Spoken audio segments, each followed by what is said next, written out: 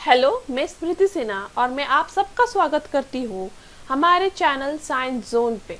Today you follow tomorrow we leave. और यदि आप इस चैनल पे नए हो तो नीचे दिए सब्सक्राइब बटन पे क्लिक कीजिए और बेल आइकन दबाना ना भूलें। यदि आपने हमारे पहले के कोई भी वीडियोस मिस किए हैं तो आप प्लेलिस्ट चेक कर सकते हो, जहां महाराष्ट्र स्टेट बोर्ड सिलेबस के सारे वीडियो, सारे चैप्टर्स जो केमिस्ट्री से रिलेटेड हैं, उनके सारे वीडियोस अवेलेबल हैं। और अब जो हम वीडियोस बना रहे हैं वो है एनसीईआरटी सिलेबस पे। तो एनसीईआरटी का केमिस्ट्री सिलेबस जो है ग्रेड 12 उसके वीडियोस हैं। यदि आपने पहले के वीडियोस मिस किए हैं तो ऊपर दी आई बटन पे क्लिक करके आप हमारे पहले वाले वीडियोस देख सकते हो। आज जो हम टॉपिक पढ़ने वाले हैं इस वीडियो में वो है hello alkenes and hello arenes. ये टॉपिक है standard 12th chemistry CBSE syllabus से। हमने पहले भी इसके 2 वीडियोस अपलोड किए हैं। यदि आपने वीडियोस मिस किए हैं तो ऊपर दी आई बटन पे क्लिक करके आप हमारे पहले वाले वीडियोस कवर कर सकते हो। और आज हम इसके आगे का पार्ट पढ़ेंगे जो है प्रिपरेशन ऑफ हैलो अरीन्स। तो हमने पिछले वीडियो में देखा था कि हम हैलो अल्किन्स कैसे प्रिपेयर करें। आज इस वीडियो में हम देखेंगे कि हम हैलो अरीन्स कैसे प्रिपेयर करें। तो जो पहला मेथड है वो है from hydrocarbons by electrophilic substitution. तो आप इलेक्ट्रोफाइल को सब्स्टिट्यूट करके, मतलब आपको क्या करना है, आपको बेंजीन रिंग लेना है और उसके हाइड्रोजन को इलेक्ट्रोफाइल से रिप्लेस करना है। इसलिए इसका नाम है इलेक्ट्रोफिलिक सब्स्टिट्यूशन रिएक्शन, क्योंकि आप यहाँ पे हाइड्रोजन जो है बेंजीन रिंग का उसको सब्स्टिट्यूट कर रहे हो इलेक्ट्रोफाइल से। अब वो इलेक्ट्रोफाइल एक्चुअली आपका हैलोजन एटम होगा, क्योंकि आपको यहाँ पे हैलो अरीन्स बनाना है। तो आपने बेंजीन या सब्स्टिट्यूटेड बेंजीन ले लिया, उसमें हैलोजन डाला, उसके लिए कैटलिस्ट आपको चाहिए आयन, डार्क रूम। ठीक है, अब आप ये रिएक्शन मिक्सचर जब डार्क रूम में रख दोगे तो फिर अब आपका जो हैलोजन है वो उसमें से एक हैलोजन इलेक्ट्रोफाइल की तरह एक्ट करने लगेगा। और आपको पता है ये तो टोलिन है, टोलिन मतलब बेंजीन रिंग विद CH3। अब टोलिन में CH3 जो है वो +R एंड +I इफेक्ट दिखाता है, +R एंड +I इफेक्ट दिखाता है, इसलिए वो एक्टिवेटिंग ग्रुप है, क्योंकि वो बेंजीन रिंग को एक्टिवेट कर रहा है इलेक्ट्रॉन अपनी तरफ से डोनेट करके। और एक्टिवेटिंग ग्रुप में जो भी इलेक्ट्रोफाइल है वो ऑर्थो और पैरा पोजीशन पे अटैच होते हैं। तो अब आपका इलेक्ट्रोफाइल एक बार ऑर्थो और एक बार पैरा पोजीशन पे अटैच हो जाएगा। ठीक है, और इस तरह से आपको मिलेगा हैलो अरीन। याद रखें ये रिएक्शन जो है वो आयोडीन के साथ जल्दी काम नहीं करता। ठीक है, आयोडीन के साथ आपको प्रोडक्ट चाहिए, मतलब आपको यहाँ पे X आयोडीन चाहिए, तो आपको यहाँ पे स्ट्रॉन्ग ऑक्सीडाइजिंग एजेंट यूज करना होगा, जैसे कि HNO3, HiO4। ठीक है, तो जो आपको final product with iodine substitution दे देगा। फ्लोरीन के साथ तो ये मेथड पॉसिबल ही नहीं है, क्योंकि आप यहाँ पे X एज अ फ्लोरीन नहीं लगा सकते हो, क्योंकि फ्लोरीन की रिएक्टिविटी बहुत ज़्यादा हाई होती है। एज फ्लोरीन की रिएक्टिविटी बहुत ज़्यादा हाई है तो आप यहाँ पे एज X फ्लोरीन नहीं जल्दी अटैच कर सकते हो। ये फर्स्ट मेथड था। अब सेकेंड मेथड है from amines by Sandmeyer reaction. Sandmeyer reaction में आपको क्या करना है, आपने लेना है पहले aniline. Aniline means benzene ring with NH2। इसमें आप डालोगे NaNO2 + HX। अब ये NaNO2 + HX आपस में रिएक्ट होके प्रिपेयर करेंगे HNO2, और ये HNO2 रिएक्ट होगा आपके एनिलीन के साथ। तो एक्चुअली यहाँ पे HNO2 रिएक्ट हो रहा है एनिलीन के साथ, बट HNO2 हम लोग एक्सटर्नली नहीं डाल सकते हैं, तो हम लोग NaNO2 + HX डाल देते हैं, जो आपस में रिएक्ट होकर HNO2 बनाते हैं और जो रिएक्ट होगा एनिलीन के साथ। अब एनिलीन के साथ HNO2 रिएक्ट होके देगा बेंजीन डाइजोनियम हैलाइड। तो इसका नाम क्या होता है, बेंजीन डाइजोनियम हैलाइड, क्योंकि बेंजीन रिंग है, N2 डाइजोनियम है और X दैट इज हैलाइड। अब ये बेंजीन है जो डाइजोनियम हैलाइड है, इसमें आप यदि Cu2X2 डालें तो आपका ये N2 नाइट्रोजन गैस बन के बाहर चला जाएगा, और ये Cu का जो भी X है वो वहाँ पे ज्वाइंट हो जाएगा इंस्टेड ऑफ दी N2, मतलब वो रिप्लेस कर देगा N2 को और वहाँ पे वो X अटैच हो जाएगा। अब ये जो Cu2X2 है उसमें HCl या Br हो सकता है, नॉट आयोडीन एंड फ्लोरीन, वो सिर्फ Cl या Br हो सकता है। तो यहाँ पे आपको मिल सकता है अराइल क्लोराइड और अराइल ब्रोमाइड। यदि आप बेंजीन डाइजोनियम सॉल्ट में Ki डालें तो आपका N2 रिप्लेस हो जाएगा आयोडीन से और आपको मिलेगा aryl iodide plus N2 gas. तो जब भी आपको अराइल क्लोराइड या ब्रोमाइड बनाना है तो आप डाइजोनियम सॉल्ट में Cu2H2 डालें, और जब आपको अराइल आयोडाइड बनाना है तो आप बेंजीन डाइजोनियम हैलाइड में Ki डालें। अब नेक्स्ट ये रिएक्शंस है। Write the products of the following reaction. तो ये कुछ रिएक्शंस दिए, आपको प्रोडक्ट लिखने कहा गया है। तो ये फर्स्ट क्वेश्चन देखिए, यहाँ पे आपके पास अल्कीन है और HBr है। ये जो क्वेश्चन है ये हमारे लास्ट वीडियो का पार्ट है, ठीक है, that is preparation of halo alkanes. तो अब आपको पता है जब भी आपके पास अल्कीन है और HBr है तो आपने यहाँ पे मार्कोनिट्स रूल फॉलो करना है। अब यहाँ पे मार्कोनिट्स रूल जब आप फॉलो करोगे तब जो नेगेटिव पार्ट है रिएजेंट का, जैसे हमने पिछले वीडियो में पढ़ा था, जो नेगेटिव पार्ट है रिएजेंट का वो ऐसे कार्बन डबल बॉन्डेड कार्बन को जुड़ेगा जिसके पास लेस नंबर ऑफ हाइड्रोजन है। तो यहाँ पे आप देख सकते हो 2 डबल बॉन्डेड कार्बन है, इस कार्बन के पास 2 हाइड्रोजन है और इसके पास 1। तो आपका Br इस कार्बन को जुड़ेगा क्योंकि इसके पास लेस नंबर ऑफ हाइड्रोजन है, और आपका फर्स्ट रिएक्शन का प्रोडक्ट ये होगा।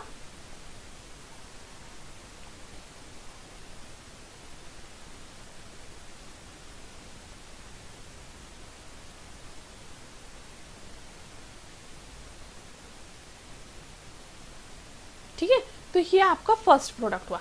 बट यहाँ पे उन्होंने प्रोडक्ट्स कहे, ऐसा नहीं कहा है कि मेजर प्रोडक्ट ही लिखना है। तो याद रखें इस रिएक्शन का ये मेजर प्रोडक्ट है, मतलब सबसे ज्यादा अमाउंट में बनेगा, पर इसमें माइनर भी बनेगा जहाँ पे आपका जो नेगेटिव पार्ट है रिएजेंट का उस वैसे कार्बन को जुड़ेगा जिसके पास ऑलरेडी बहुत सारे हाइड्रोजन्स हैं। तो ये हो जाएगा आपका माइनर प्रोडक्ट। तो ये फर्स्ट क्वेश्चन का प्रोडक्ट हुआ। अब सेकंड में वापस आपके पास अल्कीन है और HCl है, वापस आपने मार्कोनिट्स फॉलो करना है और मार्कोनिट्स एडिशन दिखाना है। वापस आपका नेगेटिव पार्ट है जो रिएजेंट का वो ऐसे कार्बन को जुड़ेगा जिसके पास लेस नंबर ऑफ हाइड्रोजन है, वापस आप जोड़ दीजिए, वो आपका मेजर प्रोडक्ट होगा। और माइनर प्रोडक्ट जो है उसमें आप Cl को ऐसे कार्बन को जोड़ दें जिसके पास ज्यादा नंबर ऑफ हाइड्रोजन है,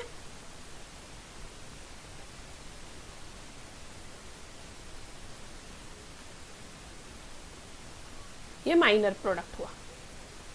अब लास्ट क्वेश्चन देखें, यहाँ पे वापस अल्कीन है, HBr है, बट उसके साथ साथ परऑक्साइड भी है।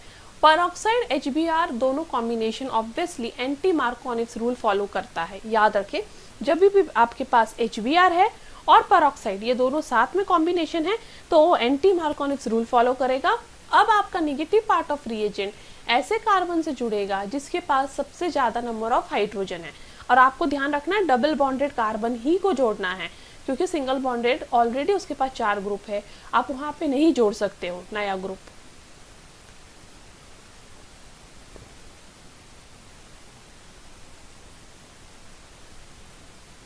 तो ये यहाँ पे मेजर प्रोडक्ट है क्योंकि ये एंटी मार्कोनिट्स रूल है। तो Br जो है कार्बन उससे जुड़ेगा जिसके पास ज्यादा नंबर ऑफ हाइड्रोजन है, ये मेजर प्रोडक्ट है। और माइनर में Br को आप ऐसे कार्बन को जोड़ दें जिसके पास कम नंबर ऑफ हाइड्रोजन है।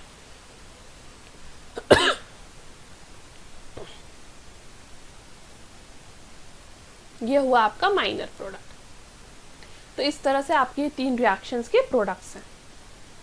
नेक्स्ट है Why is sulfuric acid not used during the reaction of alcohols with Ki?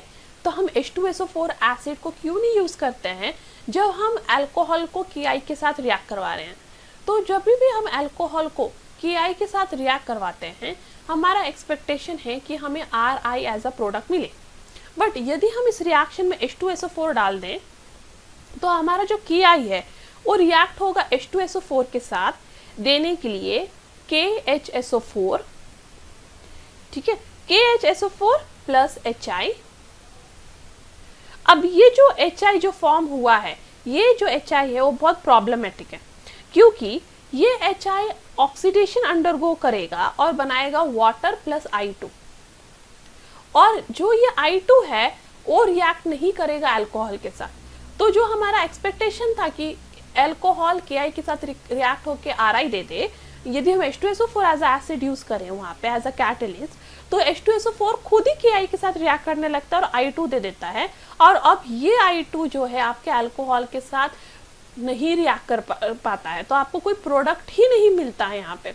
तो आपका जो यील्ड है वो ऑलमोस्ट जीरो हो जाता है, क्योंकि आपके H2SO4 ने आपके रिएक्टिंग रिएजेंट को ही स्टॉप कर दिया है I2 बना के।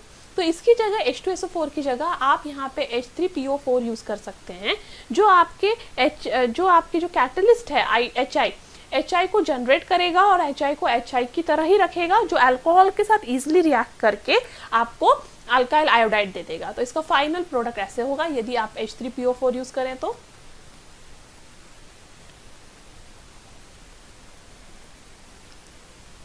पर H2SO4 नहीं यूज कर सकते, क्योंकि H2SO4 Ki को रिएक्ट करके I2 जनरेट कर रहा है, जो आपके अल्कोहल के साथ रिएक्ट नहीं कर रहा है। नेक्स्ट है write the structures of different dihalogen derivatives of propane.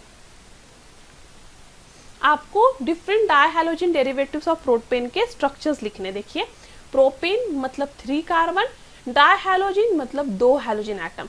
तो आपको 2 हैलोजन एटम प्रोपेन में आप किस तरह से अटैच कर सकते हो, कितने पॉसिबल स्ट्रक्चर्स हैं। तो चलिए हम देखते हैं कितने पॉसिबल स्ट्रक्चर्स हैं। पहले स्ट्रक्चर में हम जो है हैलोजन को कॉर्नर्स में अटैच कर देंगे, ये फर्स्ट स्ट्रक्चर हुआ। सेकेंड स्ट्रक्चर में हम हैलोजन को सेम कार्बन को अटैच कर देंगे,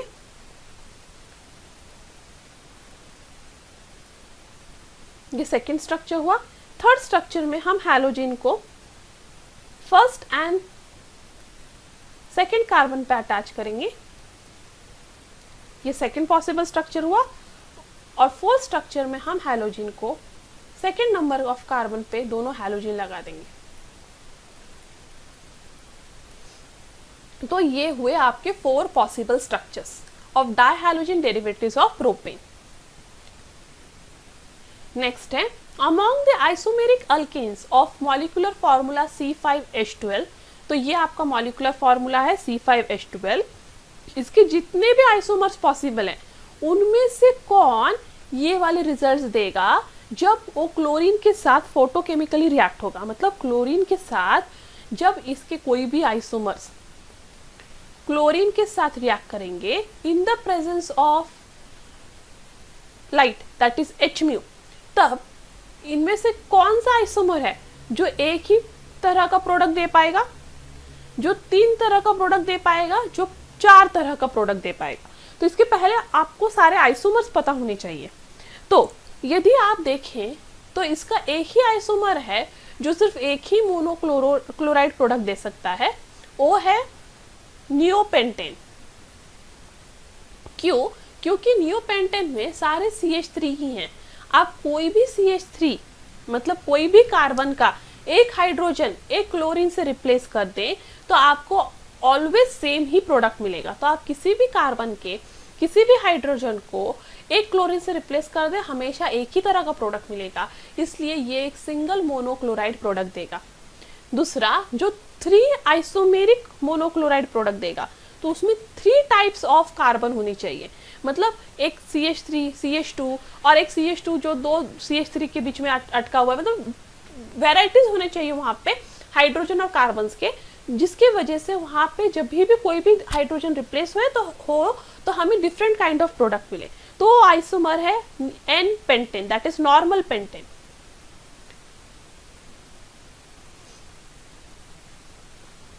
अब आप यहाँ पे ध्यान से देखें तो यदि मैं यहाँ पे इस कार्बन के हाइड्रोजन को रिप्लेस करूंगी क्लोरीन से, तो मुझे फर्स्ट टाइप ऑफ प्रोडक्ट मिलेगा। अब इसे ना रिप्लेस करके यदि मैं इसे रिप्लेस कर दूं तो सेकेंड टाइप ऑफ प्रोडक्ट मिलेगा, और इसे ना रिप्लेस करके यदि मैं ये रिप्लेस कर दूं तो थर्ड टाइप ऑफ प्रोडक्ट मिलेगा। तो पहला यदि मैं रिप्लेस करूं तो मुझे मिलेगा 1 क्लोरोपेंटेन, दूसरे को रिप्लेस करूं तो 2 क्लोरोपेंटेन, और तीसरे को रिप्लेस करूं तो 3 क्लोरोपेंटेन। मतलब तीनों टाइम मुझे 3 डिफरेंट प्रोडक्ट्स मिल रहे हैं और वो तीनों प्रोडक्ट्स एक दूसरे के आइसोमर्स हैं। तो ये हुआ आपका सेकंड क्वेश्चन का आंसर। अब थर्ड का, जब ऐसा कौन सा आइसोमर है C5H12 का जो क्लोरीन के बाद रिएक्ट करके 4 डिफरेंट मोनोक्लोरो डेरिवेटिव्स देंगे, तो वो है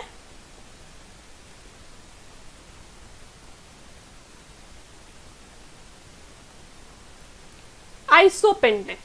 देखिए आइसोपेंटेन में कैसे, यदि आप इस कार्बन को या इसको रिप्लेस करें, दोनों में से कोई भी, तो ये फर्स्ट टाइप देगा प्रोडक्ट।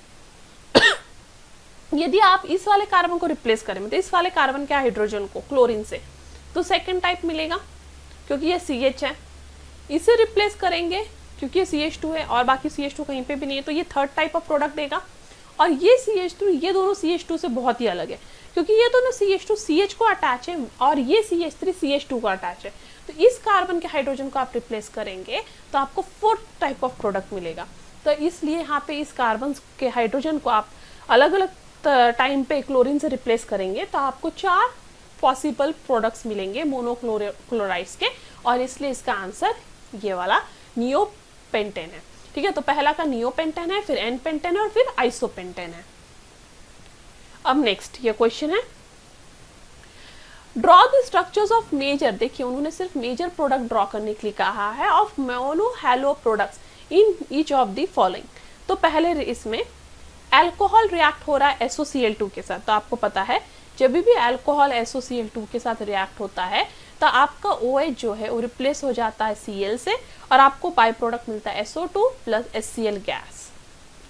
नेक्स्ट, अब आपका अल्कोहल रिएक्ट हो रहा है HCl के साथ। ठीक है, तो सेकेंड इसमें आपका अल्कोहल किसके साथ रिएक्ट हो रहा है, HCl के साथ। तो अब आपका क्या होगा, जो OH है वो रिप्लेस हो जाएगा Cl से। याद रखें यहाँ पे 2 OH है, बट ये फिनोलिक OH है, क्योंकि ये OH डायरेक्टली बेंजीन रिंग को अटैच है, तो ये अल्कोहल नहीं है, फिनॉल है। बट ये OH जो है वो sp3 हाइब्रिडाइज कार्बन को अटैच है, इसलिए ये अल्कोहल है। तो सिर्फ आपका अल्कोहलिक OH जो है HCl के H के साथ रिएक्ट होगा और वाटर दे देगा, और बचा हुआ जो भी ग्रुप है, ये आपका बचा हुआ ग्रुप है, वो आपस में ज्वाइन हो जाएंगे देने के लिए ये। ठीक है, नेक्स्ट है, अब ये है आपका exchange reaction, right, halogen exchange reaction, और इसका नाम है फ्लिंकिंस्टन रिएक्शन। अब इसमें आप देखें आपका Ba और Br और Na वर्ग के बाहर चले जाएंगे और बाकी के ग्रुप्स आपस में जुड़ जाएंगे देने के लिए आयोडो इथेन। नेक्स्ट में आप देखें आपके पास क्या है, आपके पास है यहाँ पे CH2 CH3 और Br2 लाइट और हीट के प्रेजेंस में लिया गया है। देखें जब भी Br2 लाइट या हीट के प्रेजेंस में लिया जाए तो आपका जो हाइड्रोकार्बन है उसके एक हाइड्रोजन को उस Br से रिप्लेस कर दे। इट इज सेम एज ये वाला रिएक्शन जो क्लोरीन वाला हमने देखा था ना, जब हम इसे लाइट के प्रेजेंस में रिएक्ट करवा रहे थे तो एक हाइड्रोजन को हम क्लोरीन से रिप्लेस कर रहे हैं, उसी तरह से यहाँ पे एक हाइड्रोजन को Br से रिप्लेस करेंगे। पर कौन से हाइड्रोजन को, यहाँ पे एक है और यहाँ पे दूसरा है, बट हम CH2 वाले हाइड्रोजन को Br से रिप्लेस करेंगे क्योंकि ये फ्री रेडिकल मैकेनिज्म फॉलो करता है, मतलब यहाँ पे फ्री रेडिकल बनता है और फ्री रेडिकल ज़्यादा स्टेबल होता है रेजोनेंस थ्रू। इसलिए यदि इस कार्बन पे फ्री रेडिकल बनेगा वो ज़्यादा स्टेबल होगा और इसलिए हमारा जो Br है वो इस कार्बन को जुड़ेगा क्योंकि वहाँ पे रेजोनेंस पॉसिबल है और ये कॉर्नर वाले कार्बन में नहीं। तो हमारे यहाँ पे प्रोडक्ट होगा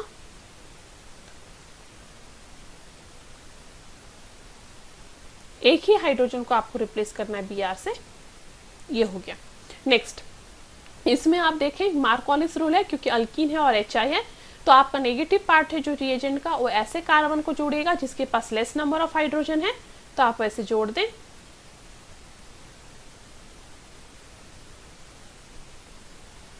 और ये आपका प्रोडक्ट है। नेक्स्ट इसमें वापस आप देखें Br2 है और UV लाइट है। Br2 और UV लाइट जब भी साथ में आपको दिखे तो वापस आप पहचान लें कि यहाँ पे फ्री रेडिकल मैकेनिज्म हो रहा है और आपका कौन सा हाइड्रोजन अब यहाँ रिप्लेस होगा, वो हाइड्रोजन जो उस कार्बन को अटैच है जिसके पास में डबल बॉन्ड है। तो इसके पास में डबल बॉन्ड है ये वाले कार्बन के पास में, क्योंकि यहाँ पे रेजोनेंस पॉसिबल है, तो याद रखें। तो यहाँ पे आपका रिप्लेस हो जाएगा और ये प्रोडक्ट आपको मिलेगा। अब आगे बढ़ते हैं फिजिकल प्रॉपर्टीज की तरफ। अब यहाँ पे फिजिकल प्रॉपर्टीज में पहला चीज आपको याद रखना है कि अल्काइल हैलाइड्स जो होते हैं वो कलरलेस होते हैं जब वो प्योर स्टेट में होते हैं। ब्रोमाइड्स और आयोडाइड्स की एक खासियत है, यदि आप उनके बॉटल्स को लाइट के में एक्सपोज करके रख दें तो उनमें एक कलर डेवलप होने लगता है। और ये कलर क्यों डेवलप होता है? क्योंकि उनमें फ्री रेडिकल्स बनने लगते हैं जो उन्हें कलर देने लगते हैं। जो वोलेटाइल हैलोजन कंपाउंड्स होते हैं उनको एक बहुत अच्छा सा मीठा सा स्मेल होता है। Methyl chloride, methyl bromide, ethyl chloride and chlorofluoromethane gases जो हैं वो गैस होते हैं रूम टेम्परेचर पे। तो जो छोटे वाले अल्काइल हैलाइड्स हैं वो गैस है रूम टेम्परेचर पे, और जो बड़े वाले अल्काइल हैलाइड्स हैं मतलब जिनमें ज़्यादा नंबर ऑफ कार्बन एटम्स हैं वो लिक्विड या सॉलिड होते हैं रूम टेम्परेचर पे। नेक्स्ट है melting point and boiling point. याद रखें अल्काइल हैलाइड्स में जो है पोलैरिटी होती है क्योंकि वहाँ पे इलेक्ट्रोनेगेटिव एटम है जो यहाँ पे इलेक्ट्रॉन अपनी तरफ पुल कर रहा है और वहाँ पे पोल्स डेवलप कर रहा है। ठीक है, उनमें एक पोलैरिटी है। पोलैरिटी होने की वजह से यहाँ पे डाइपोल डाइपोल इंटरैक्शन देखने के लिए मिलता है। मतलब एक अल्काइल हैलाइड मॉलिक्यूल दूसरे अल्काइल हैलाइड मॉलिक्यूल से इस तरह से जुड़ा होगा क्योंकि यहाँ पे डाइपोल डाइपोल इंटरैक्शन है। ये एक डाइपोल है, ये दूसरा डाइपोल है और वो दोनों एक दूसरे से इंटरैक्ट हो रहे हैं, इसलिए इसे कहते हैं डाइपोल डाइपोल इंटरैक्शन। और ये डाइपोल डाइपोल इंटरैक्शन की वजह से यहाँ पे स्ट्रॉन्ग इंटरमॉलिक्यूलर फोर्सेस हैं और ये स्ट्रॉन्ग इंटरमॉलिक्यूलर फोर्सेस जो हैं इनके बॉइलिंग पॉइंट और मेल्टिंग पॉइंट को इंक्रीज करते हैं as compare to parent hydrocarbon. तो यदि आप इथेन की बात कर रहे हैं उसका बॉइलिंग पॉइंट कम होगा as compare to chloroethane. Why? क्योंकि वहाँ पे क्लोरोइथेन में डाइपोल डाइपोल इंटरैक्शंस हैं। दूसरा बॉइलिंग पॉइंट जो है क्लोराइड्स, ब्रोमाइड्स और आयोडाइड्स की धीरे धीरे बढ़ते जाते हैं जैसे जैसे उनका साइज बढ़ता जाता है। ठीक है, जैसे आप ग्रुप में मूव करोगे, ये हैलाइड्स ग्रुप 17 को बिलोंग करते हैं। ग्रुप 17 में फर्स्ट है फ्लोरीन, क्लोरीन, ब्रोमीन, आयोडीन। यदि आपका कार्बन नंबर सेम है, ठीक है, सपोज आपका कार्बन नंबर एक ही है और हैलोजन जो अटैच हो डिफरेंट है, तो किसका बॉइलिंग पॉइंट ज़्यादा होगा उस केस में और किसका कम? तो ऐसे केस में जहाँ कार्बन नंबर सेम है और हैलोजन डिफरेंट है तो जो हैलोजन का साइज सबसे बड़ा होगा उसका बॉइलिंग पॉइंट ज़्यादा होगा। इसलिए Ri का बॉइलिंग पॉइंट RBr से ज़्यादा है, RBr का RCl से और RCl का RH से, क्योंकि इनके साइज बढ़ते जाते हैं और उसके साथ साथ उनका मास बढ़ता जाता है जिसकी वजह से इनका बॉइलिंग पॉइंट बढ़ता जाता है।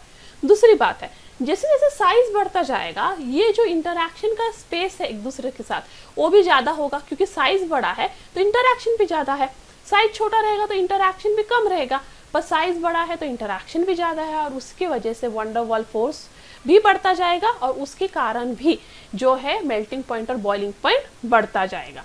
तो आप देख सकते हो यहाँ पे नेक्स्ट ये है कि अभी जब यदि ब्रांचेस बढ़ते जाएंगे, ये तो हमने नॉर्मली पढ़ लिया कि कार्बन नंबर सेम है, बस फ्लोरीन, क्लोरीन, ब्रोमीन का डिफरेंस है, तब क्या हो रहा है बॉइलिंग पॉइंट को। बट यदि आपका चेन ही डिफर कर रहा है, मतलब एक पूरा लीनियर चेन है अनब्रांच्ड, एक में एक ब्रांच है, दूसरे इसमें दो ब्रांचेस हैं, तो आप देखोगे जैसे जैसे ब्रांचेस बढ़ते जाएंगे बॉइलिंग पॉइंट और मेल्टिंग पॉइंट कम होता जाएगा। तो जैसे जैसे ब्रांचेस बढ़ेंगे बॉइलिंग पॉइंट और मेल्टिंग पॉइंट कम होंगे। इसका ये कारण है क्योंकि देखिए जब ये लीनियर है, अनब्रांच्ड है, तो इनके बीच में जो दो मॉलिक्यूल्स के बीच में इंटरैक्शन है वो ज़्यादा है।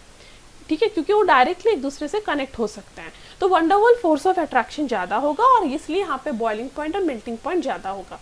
पर जैसे ही इसमें ब्रांच आ जाता है तो ब्रांच आने की वजह से इनका साइज डिक्रीज हो जाता है। देखिए सब में same number of carbon, hydrogen, bromine है सॉरी, पर इनके बॉइलिंग पॉइंट जो है वो कम होते जा रहे हैं क्योंकि जैसे जैसे ब्रांचेस आ रहा है उनके बीच में इंटरैक्शन का जो स्पेस है वो कम होता जा रहा है और उसकी वजह से वंडरवॉल फोर्स ऑफ अट्रैक्शन कम होता जा रहा है और बॉइलिंग पॉइंट, मेल्टिंग पॉइंट कम होता जा रहा है और ज़्यादा ब्रांच और कम बॉइलिंग पॉइंट, मेल्टिंग पॉइंट।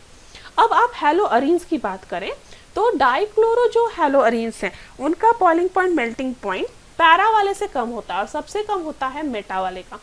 क्योंकि पैरा का सबसे ज़्यादा क्यों है? क्योंकि इसमें सिमिट्री है। जितना ज़्यादा मॉलिक्यूल में सिमिट्री उतना ज़्यादा उसका इंटरैक्शन सेकंड पैरा वाले मॉलिक्यूल के साथ और उससे उसका बॉइलिंग पॉइंट बढ़ता जाएगा।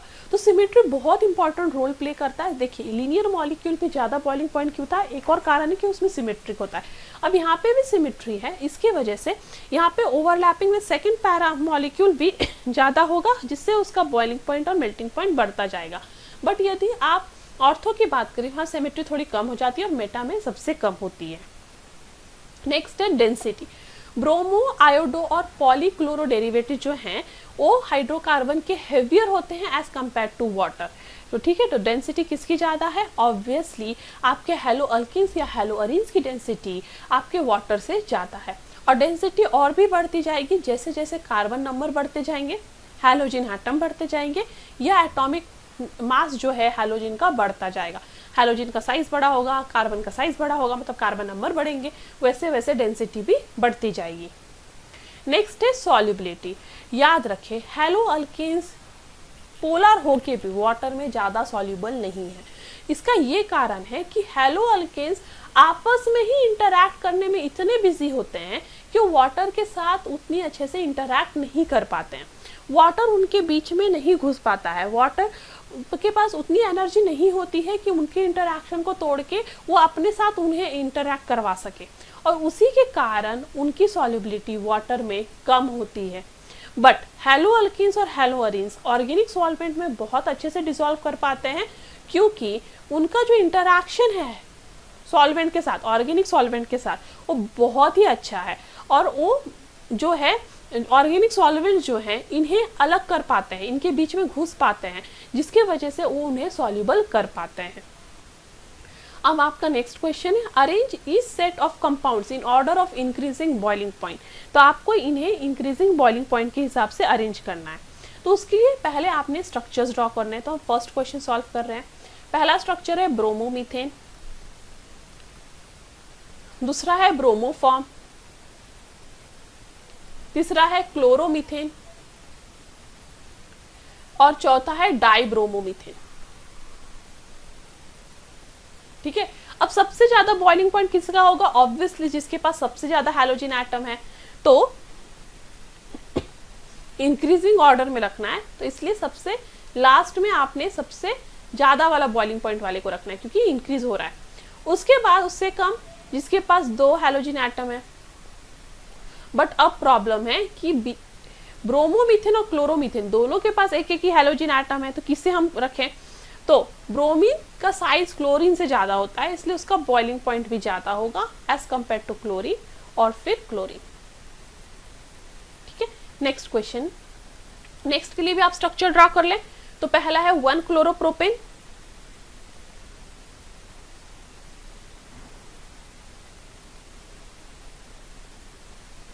ये है 1 क्लोरोप्रोपेन। फिर है आइसोप्रोपाइल क्लोराइड, इसे बोलते हैं आइसोप्रोपाइल क्लोराइड। और थर्ड है 1 क्लोरोब्यूटेन।